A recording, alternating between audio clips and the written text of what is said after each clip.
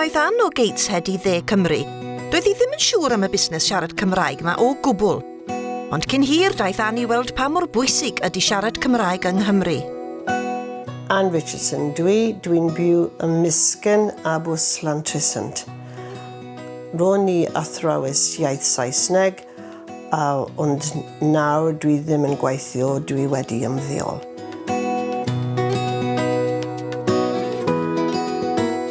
Yn ffyr amser spa, dwi'n mynd I yoga, a siopa, a amdro. Nawr dwi'n chwarae bolio am clwb Llantrisant.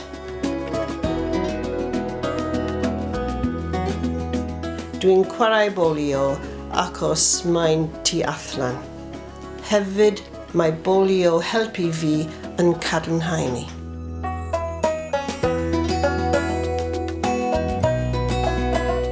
Pan des I Gymru gyntaf, meddylais I, beth yw pwynt o Gymraeg? Do'n I ddim yn nabod neb oes siarad Cymraeg. Meddylais I isdeitlau yn Sais ar S4C yn ddoniol. Dwy mlynedd ar nôl, gwelais I ffrindiau newydd o Gymru oedd yn siarad Cymraeg. Yn rhaid I fi fy ffrindiau newydd siarad Saesneg achos fi. Dechreuais I deall y pwysau grwth o siarad Cymraeg. Dylen ni wybod fel athrawes iaith, mae iaith yn cario eich diwylliant. I should know, as a language teacher, that language carries your culture.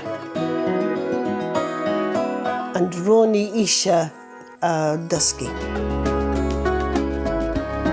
Es I dosbarth Cymraeg yn Llantrisant gyda tutor bendigedig.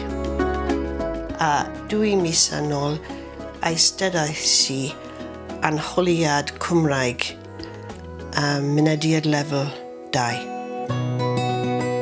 Nawr, dwi'n gallu helpu ffyrion gyda gwaith cortref Cymraeg, a dwi'n gallu siarad Cymraeg gyda fy ffrindiau o Gymru. Do'n I ddim yn gallu deall pan pobl Cymraeg yn gofyn, dych chi'n siarad Cymraeg? Dyn nhw ddim eisiau siarad Cymraeg I exclude, ro'n I arfer meddwl hynny, gwneud cysylltiad mae nhw.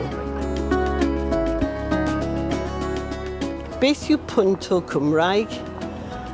Dwi'n deall nawr. Mae fflin gyda fi. Mae fy ffrind oes ddim yn siarad Cymraeg. Nawr, dysgu Cymraeg achos dwi'n dysgu Cymraeg. Dwi'n methu credu dwi'n ar y teledu siarad Cymraeg.